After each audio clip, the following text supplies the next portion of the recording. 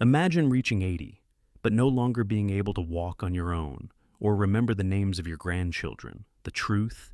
85% of people never make it past 82 with independence, not because of genes, but because of 5 daily mistakes most seniors don't even notice.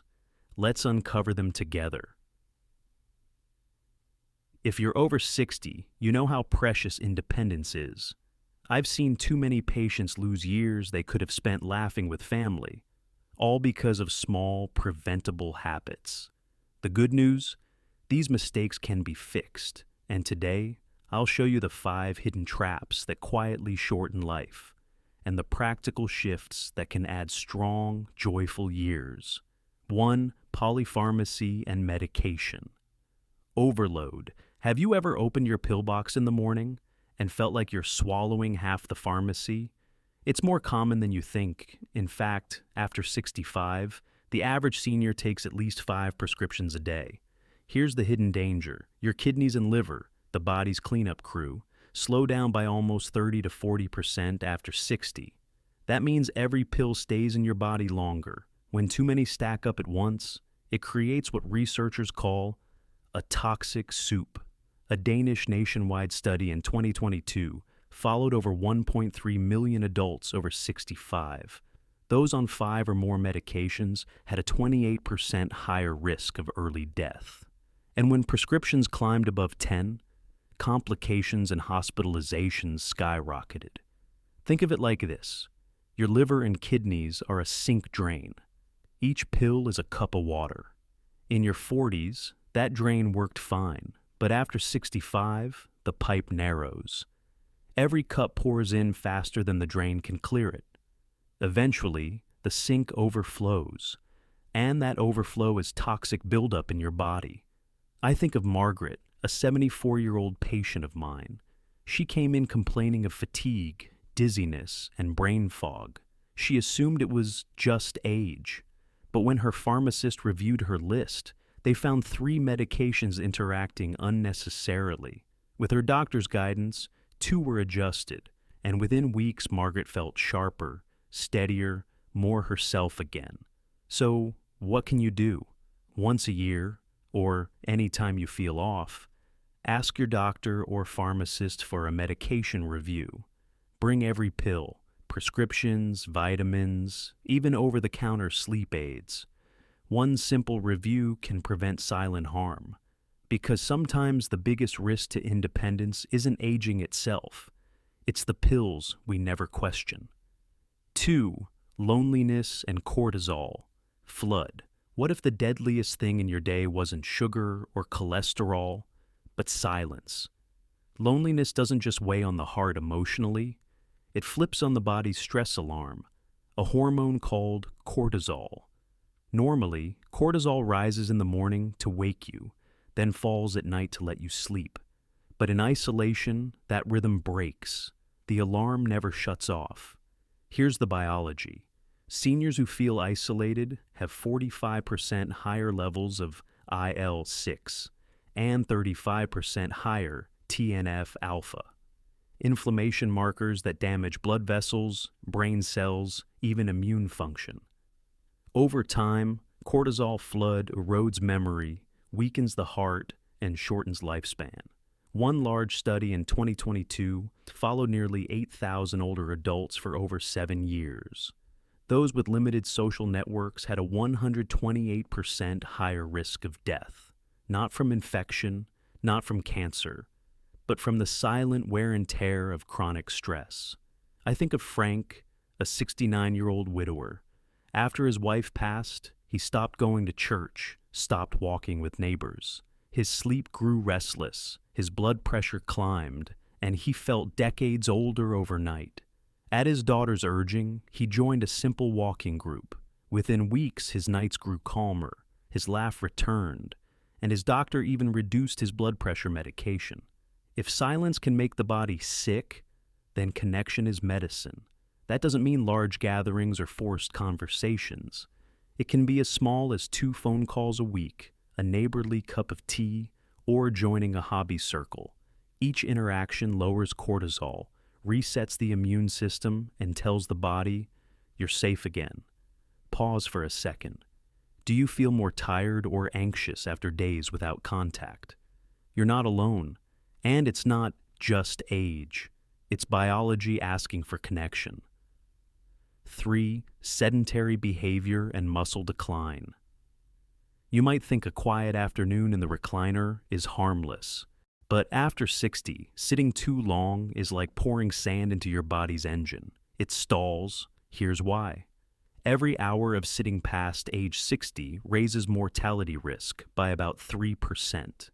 And muscle protein synthesis, the process that repairs and builds muscle, drops by 20% in seniors compared to only 8% in younger adults. That means muscles wither faster, bones weaken sooner, and the heart loses strength when you stay still. A 2025 isotemporal substitution study found that simply replacing sitting time with light activity, gardening, strolling, even standing to wash dishes, lowered mortality risk by 30 to 78%. That's not the gym. That's just moving. Think of your muscles as engines. When they run, they stay lubricated, burning clean fuel. But leave them idle too long, and they rust. And rust spreads quickly in the body past 60. Helen, a 71-year-old viewer, once told me she felt her legs growing heavy and stiff. She assumed it was arthritis. But when she began standing up during every TV commercial break, just a minute of walking or stretching, she noticed her balance return. Within 2 months, stairs no longer scared her. So, here's the fix. Break up sitting. Set a timer for every 30 minutes. Stand, stretch, or walk to the kitchen. Add 2 short 10-minute walks to your day. These tiny shifts reset metabolism, strengthen muscles, and protect your heart more than any pill can. Do you ever notice your legs feel heavier after long periods of sitting? Share it below. Your answer might help someone else find the courage to move. 4. Dehydration and organ stress. Most people think dehydration is only a summer problem, but after 60, it becomes a daily silent threat. Why? Because as we age, the body loses its thirst signal. By the time you feel thirsty, your organs are already under stress. Here's the biology. Even mild dehydration can reduce blood flow to the brain by 15 to 20%. That's why dizziness and confusion often strike seniors who haven't had enough to drink. Thickened blood also strains the heart, raising stroke risk by nearly 40%. And kidneys, already working harder after 60, struggle to concentrate urine, creating a dangerous cycle of further fluid loss. A 2021 systematic review found that mortality rates were significantly higher in dehydrated older adults. Hospitals even track hydration status closely because seniors who arrive dehydrated face longer stays and worse outcomes. Think of your bloodstream as a river. With enough water, it flows smoothly, carrying oxygen and nutrients to every cell. But when it dries up, the river turns to sludge. Cells starve, the heart pumps harder, and the whole system slows. Edna, a 78-year-old retired teacher, came to me worried about sudden dizzy spells. She assumed it was blood pressure. In truth, she was drinking less than 4 cups of liquid a day. Her daughter set a simple timer. Every 2 hours, Edna sipped half a cup. Within weeks, her balance improved, her mind felt clearer, and the dizziness disappeared. So here's the fix. Aim for 6 to 8 small cups across the day, not all at once. Use light-colored urine as your guide, and don't wait for thirst. By then, the body's already behind, because sometimes the difference between a fall and steady footing is just a glass of water. 5. Protein deficiency and muscle wasting. Every senior knows muscles get weaker with age, but most don't realize it's not just aging, it's underfeeding. Here's the science. After 60, the body develops something called anabolic resistance. That means you need 40% more protein in each meal just to trigger the same muscle-building response you had at 30. If you fall below 1 gram of protein per kilo of body weight per day, your body quietly pulls protein from your own muscles. The result is sarcopenia, muscle wasting, the number one driver of falls, fractures, and loss of independence. A 2021 review confirmed it.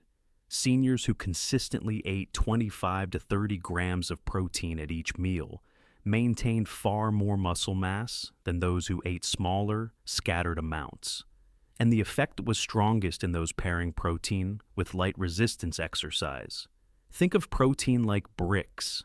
Every day your body is repairing the house you live in. Without enough bricks, the house crumbles, no matter how skilled the builders.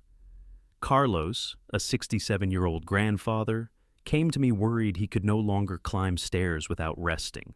His meals were carb-heavy and light on protein. By adding a Greek yogurt and a boiled egg at breakfast, chicken or fish at lunch, and a protein-rich soup at dinner, his daily intake jumped. Within 2 months, he was carrying his grandson upstairs without stopping.